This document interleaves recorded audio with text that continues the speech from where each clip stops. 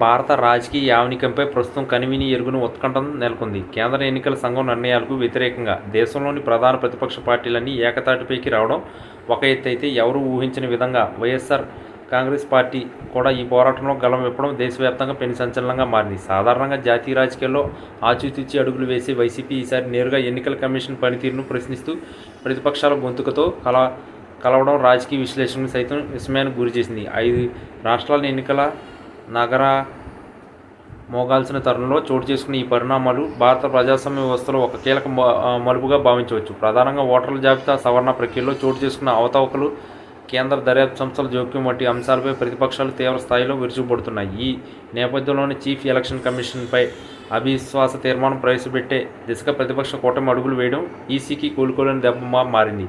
గత కొన్నాళ్లుగా ఎన్నికల సంఘం తీసుకున్న నిర్ణయాలు పక్షపాత ధోరణితో ఉన్నాయని, అధికార పార్టీకి అనుకూలంగా వివరిస్తున్నాయని ప్రతిపక్షాలు ఆరోపిస్తూనే ఉన్నాయి. అయితే ఇప్పుడు ఈ ఆరోపణలు కేవలం మాటలకే పరిమితం కాకుండా ఏకంగా పార్లమెంటు వేదికగా నిరసన సెగలు రేపుతున్నాయి. సుమారు 190 మందికి పైగా ఎంపీలు ఏకమై ఈసీకి వ్యతిరేకంగా సంతకాలు చేయడం భారత ఎన్నికల చరిత్రలో ఒక అరుదైన ఘట్టం.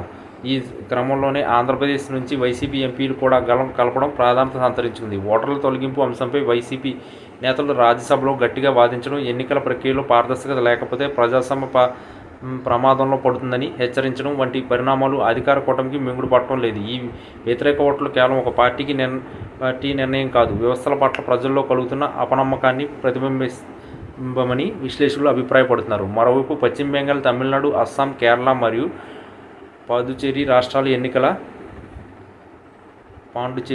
రాష్ట్రాల ఎన్నికల షెడ్యూల్ విడుదలైనప్పటికీ అక్కడ క్షేత్రస్థాయిలో గందరగోళ పరిస్థితులు కనిపిస్తున్నాయి. షెడ్యూల్ ఖరారైనప్పటికీ ఓటర్ల జాబితాపై ఉన్న అనుమానాలు ఇంకా నివృత్తి కాలేదు. ఎన్నికల తేదీకి ప్రకటనతో హేతుబద్ధత లేదని, కొన్ని రాష్ట్రాల్లో దశలవారీ ఎన్నికల నిర్వహణ వెనుక రాజకీయ ప్రయోజనాలు ఉన్నాయని ప్రతిపక్షాలు చేస్తున్న వాదనలు ప్రజల్లోకి బలంగా వెళ్తున్నాయి.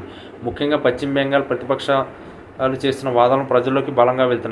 పశ్చిమ బెంగాల్ వంటి రాష్ట్రంలో స్పెషల్ ఇంటెన్సివ్ రివిజన్ పేరుతో భారీగా ఓట్ల తొలగింపు జరిగిందని వస్తున్న ఆరోపణలు ఎన్నికల నిర్వహణపై నీళ్లు కమ్మేసుకునేలా చేస్తున్నాయి. ఈ గందరగోళం మధ్య ఓటర్లు నిజంగా తన ఓటు హక్కును నిర్భయంగా వినియోగించుకోగలడా